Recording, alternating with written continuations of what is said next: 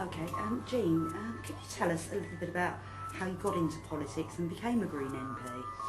Well, I got into politics probably about 28 years ago when I joined the Green Party, because it seemed to me that rather than doing single issue campaigns, you needed to look at a political solution to things that was really going to try and change systems rather than changing symptoms.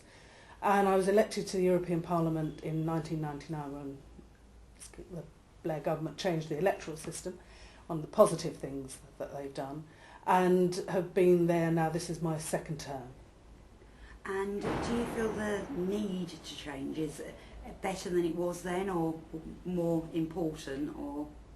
Well, I think that a lot of the drivers are still there. That whereas back in the the late 70s we were still talking about energy sourcing, whether that was sustainable. Now we're looking at the fact that we have our government, the American government, wanting to invade Iraq in order to try and keep sources of energy running. So a number of those issues have changed, although the way that they're coming through is different. So yes, the need for change is still important. I think one of the things though that has changed is that people now recognise that that sort of environmental dimension, that environmental basis, is increasingly essential to politics. It's a political issue now. When we started off, it was seen as something that pressure groups did, that proper political parties did defence and economy, whereas now you can't be a proper political party without at least having some understanding of the environmental dimension.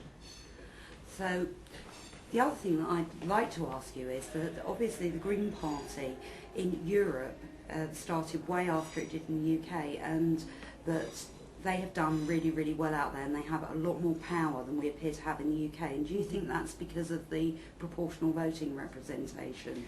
I think the difference between sort of continental Europe and here is partly due to the electoral system. It's also due, I think, to the fact that we have a very, very strong pressure group culture in the UK, which dates back to the 19th century. Whereas a lot of the European democracies, some of them are newer democracies, they don't have that competition for the environmental space or for the peace movement. So that, whereas for us it was a question of how do we find an accommodation with the pressure groups and political space.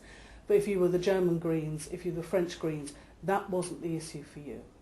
You had that political space, and therefore you had more possibilities with a different electoral system.